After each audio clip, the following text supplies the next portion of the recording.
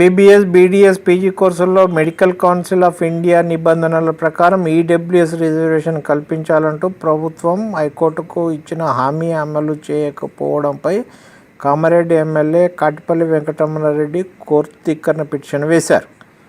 దీనిపై ప్రధాన న్యాయమూర్తి justice Alok Aradhe, justice J శ్రీనివాసరావుల ధర్మాసనం విచారణ చేపట్టింది. పిటిషనర్ తరఫు న్యాయవాది వాదనలు వినిపిస్తూ 2024-25 విద్యా సంవత్సరానికి ఎంబీబీఎస్, పీజీ కోర్సులో ఈడబ్ల్యూఎస్ రిజర్వేషన్లను అమలు చేయాలని గత ఆగస్టులో తాము ఇచ్చిన వినతి పత్రాన్ని పట్టించుకోలేదంటూ ఈ పిటిషన్ వేశామన్నారు. ఎన్ఎంసీ నోటిఫికేషన్ ప్రకారం ఈడబ్ల్యూఎస్ రిజర్వేషన్ను 10% అమలు చేయాల్సి ఉందన్నారు. ఎన్ఎంసీ మార్గదర్శకాల ప్రకారం మెడికల్ కోర్సుల్లో ఈడబ్ల్యూఎస్ రిజర్వేషన్లు కల్పిస్తామని అడ్వకేట్ జనరల్ హామీ ఇవ్వడంతో హైకోర్టు దీన్ని రికార్డు చేస్తూ ఆ పిటిషన్పై విచారణను మూసివేసిందని, అయినా రిజర్వేషన్లను అమలు చేయలేదన్నారు.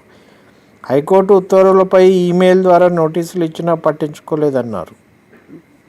కోర్టు ఉత్తర్వులను ఉల్లంఘించిన అధికారులను కోర్టు ధిక్కరణ కింద శిక్షించాలని కోరారు. వాదనలను విన్న ధర్మాసనం వైద్య ఆరోగ్య శాఖ ముఖ్య కార్యదర్శి క్రిస్టినా జెడ్ చోంగ్తు, కాళోజీ వైద్య విశ్వవిద్యాలయం రిజిస్ట్రార్ డాక్టర్ సంజయ్కు నోటీసులు ఇస్తూ విచారణను వాయిదా వేసింది. ఈడబ్ల్యూఎస్ అనేది ఎకనామికల్లీ వీకర్ సెక్షన్ వాళ్ళు కొట్లాడి సాధించుకున్నటువంటి ఒక పథకం. దీన్ని అమలు చేయాల్సిన బాధ్యత ప్రభుత్వానికి. దీన్ని పక్కకు పెడితే మాత్రం ఊరుకునేది లేదు అని ప్రజా సంఘాలు కోరుతున్నాయి.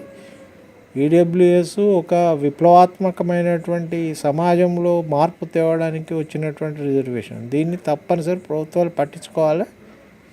అగ్రవర్ణ పేదలందరికీ ఈడబ్ల్యూఎస్లో మనకి న్యాయం జరుగుతున్నది. న్యాయం జరిగేదాన్ని ఉపేక్షిస్తే మాత్రం ఊరుకునేది లేదని ఈ సంఘాలు తెలుపుతున్నాయి.